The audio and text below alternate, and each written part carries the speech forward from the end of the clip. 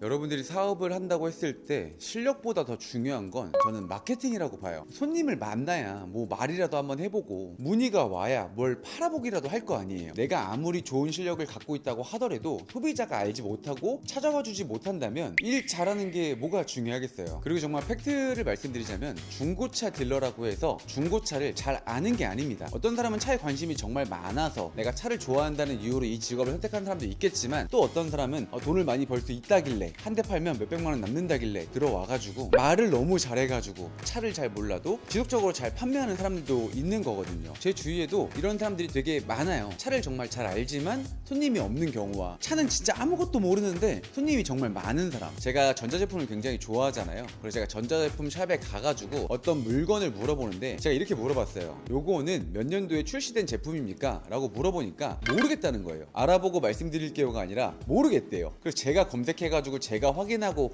물건을 구매했거든요. 직업을 가진 모든 사람들이 자기 직업을 전문적으로 다루지는 않는다는 점. 자, 다시 돌아와서 제가 마케팅이 굉장히 중요하다고 말씀을 드렸잖아요. 제가 보았을 때 중고차 마케팅 중에, 그러니까 제 기준 최악의 마케팅 두 가지 사례를 좀 보여드릴게요. 첫 번째는 이렇게 월 불입금이 나와 있는 광고입니다. 오늘 저에게 문의 주셨던 고객님이 이런 사진을 보내주신 거거든요. 그러니까 차대금은 660만 원인데 매달 상한액이 할부로 진행했을 때 매달 55,000원. 제가 이거 개월수를 계산해보니까 120개월 끊어놨더라고요. 그럼 10년이거든요. 뭐 10년 할부 있다고 쳐요. 월 불입금에 이자가 포함되어 있지 않거든요. 이거는 전 기만이라고 봐요. 중고차 대출은 1금융권이 있고 캐피탈이 있잖아요. 저희가 보통 사용하는 게 캐피탈이다 보니까 캐피탈 1등급 기준이 5.9에서 6.5 사이거든요. 근데 보통 저희가 해보니까 6.3이 대부분이더라고요. 그래서 제가 계산을 해봤어요. 660만 원을 10년 동안 6.3% 원리금 균등 상환으로 대출 받았을 때 매월 74,272원이다. 그러니까 납입금 밑에다가 어떤 특정한 조건이라도 적어줬으면 좋았을 것 같은데 그런 부분도 없이 이렇게 만들어 놓으니까 저는 이게 정말 최고의 기만이라고 생각하거든요. 일반적인 사람들이 이런 광고를 보았을 때 이 월 불입금을 대부분 믿지 않아요. 근데 한편으로 또 믿는 분들도 계시거든요. 여기다 전화해서 물어봐야지 하면서 상담을 하면서 자연스럽게 내용을 풀어가지고 내 방을 유도해서 그 사람들에게 차량을 판매하고, 오히려 이런 걸 믿는 분들이 더 단순할 거 아니에요. 그러니까 딜러가 하는 말 고지고대로 다 믿고 차량도 비싸게 사고 적혀있는 월 불입금보다도 훨씬 더 많은 금액을 지불하면서 아무것도 모르고 그냥 중고차 구매하는 거죠. 제가 한 19년도, 지금으로부터 한 7년 전에 그 하나은행에서 120개월 할부를 저도 몇 번 진행해 본 적이 있거든요. 근데 그때 그 조건도 굉장히 엄격했습니다. 신용점수가 900점이 넘었었어야 됐고, 이런 120개월 할부를 할 수 있는 분들은 대부분 1금융권 대출이 가능한 분들이었단 말이에요. 신용이 좋은 사람들이 120개월 할부를 할 이유도 없고 보통 하지도 않고, 그러니까 이런 광고가 저는 너무나도 불쾌하고 이렇게까지 영업을 해야 되나 싶은 그런 마음도 있습니다.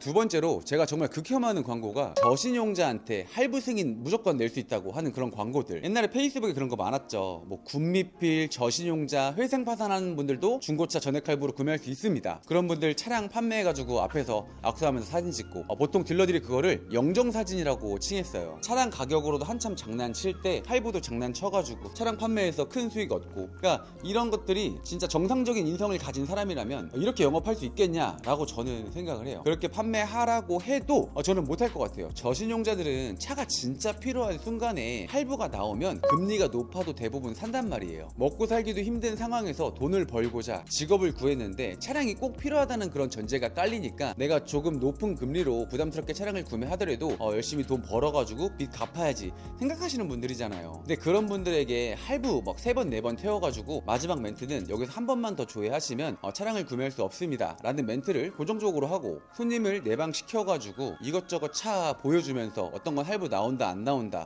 이 차량 아니면 할부 승인이 안 나온다 하면서 금액 얹어가지고 비싸게 판매하고, 그리고 막 회생 중 이런 분들이 문의 되게 많이 주시거든요. 근데 제가 몇 번이고 물어봐요. 할부가 나온다고 하더라도 금리는 18%에서 20% 법정 최고금리 나올 거고, 그렇게 구매하는 것보다 당근에서 차량을 구매해서 망가지는 한이 있더라도 그냥 그 차량으로 좀 버티면서 사는 게 낫지 않겠냐, 이렇게 말씀을 드린 뒤에, 그렇게 말씀을 드렸는데도 불구하고 할부 할부 조회를 요청해 주시면 보통 조회를 돌리는데 그게 대부분 저축은행 쪽으로 다 들어갑니다. 제가 몇 번씩 확인하고 할부 조회를 돌려드리긴 하는데 판매하는 입장에서도 굉장히 씁쓸할 때가 되게 많거든요. 고객님이랑 충분하게 소통을 하고 진행을 해야 되는데 그러지 못한 게 현실이고, 그러니까 중고차 딜러를 정말 오래 해보면 그러니까 손님의 양은 한정적인데 그 진짜 파이 게임이에요. 누가 한 조각 더 먹을 것인지, 누가 한 손님이라도 더 받아서 볼 건지. 그렇기 때문에 마케팅이 굉장히 과열이 되어 있는 건 뭐 인정합니다. 영업직이니까 서로 간에 경쟁을 하는 거고, 뭐 신차를 판매해봐도 그 한 건물 안에 있는 딜러들이 다 경쟁을 하는 거잖아요. 근데 이거를 진짜 실력 가지고 경쟁을 해야 되는데 그 실력을 떠나서 그냥 돈 써가지고 말도 안 되는 광고를 이렇게 때려 박다 보니까 전 좀 아무튼 저런 광고 좀 이해 안 됩니다. 제가 목소리를 낸다고 뭐 이 업계가 바뀌지는 않겠지만 여러분들 사람 보는 안목은 계속 길러야 된다고 저는 생각을 하거든요. 26년도 6월 기준으로 허위 매물을 하는 사람들, 뭐 아대차를 하는 사람들, 이런 사람들이 이제 거의 없거든요. 근데 없는데 아직도 환경 설정 건드려가지고 차량 금액을 비싸게 판매하는 딜러는 정말 많아요. 그러니까 항상 중고차를 구매하실 때에는 의심하셔야 되고요. 이렇게 말하고 있는 저조차도 항상 의심하시고, 저도 솔직히 아는 사이가 아니잖아요. 그러니까 실제로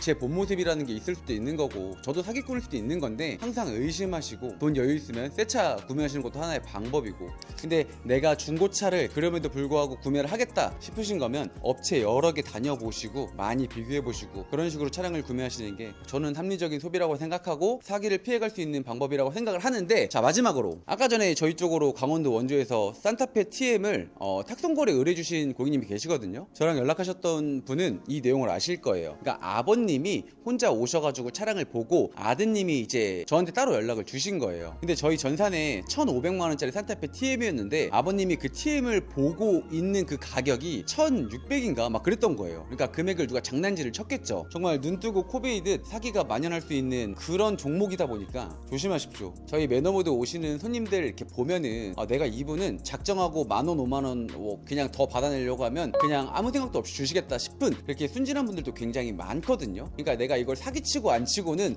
인성에 달린 문제인데, 자동차가 괜찮은지 안 괜찮은지 검사하는 것도 머리 아파 죽겠는데 금액 가지고도 막 계산하려면 얼마나 힘들겠어요. 그러니까 차근차근 이 금액이 왜 이 금액인지, 그리고 부대 비용은 어떻게 들어가는지 이런 걸 잘 정리해주고 차 검수 잘 해줄 수 있는 그런 업체 찾아서 많이 비교해 보십시오.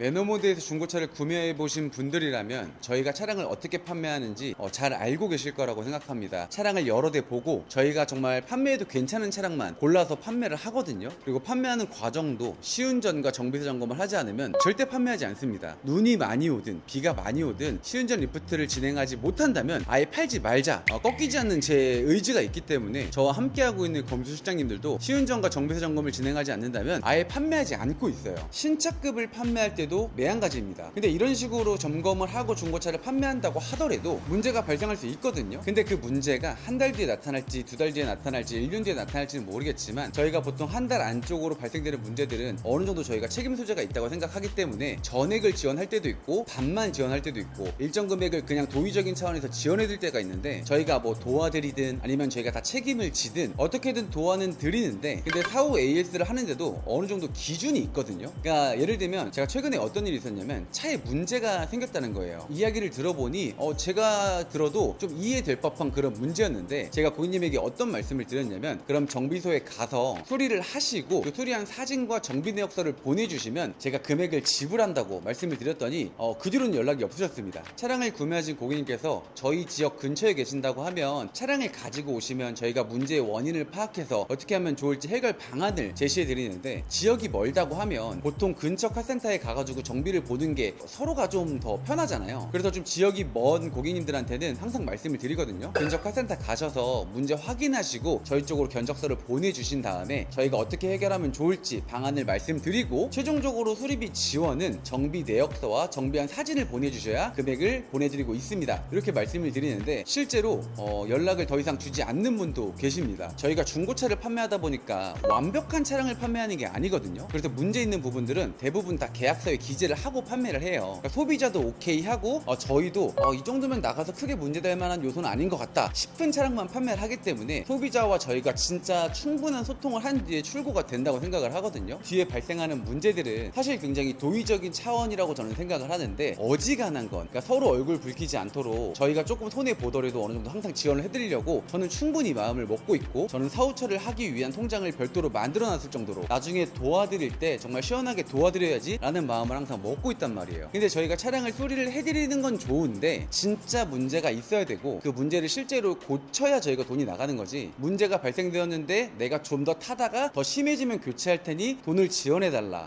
이런 부분에 있어서는 사실 저희도 지원해드리기가 조금 어렵습니다. 믿고 매너모드를 방문했는데 제가 파는 것만 잘하고 사후에 AS를 못한다고 하면 그건 완벽한 느낌이 아니잖아요. 좀 더 성숙하고 완벽하게 좀 잘 판매하고 나중에 사후까지 잘 책임질 수 있는 그런 업체 되도록 지속적으로 노력하고 저희가 잘 해야죠.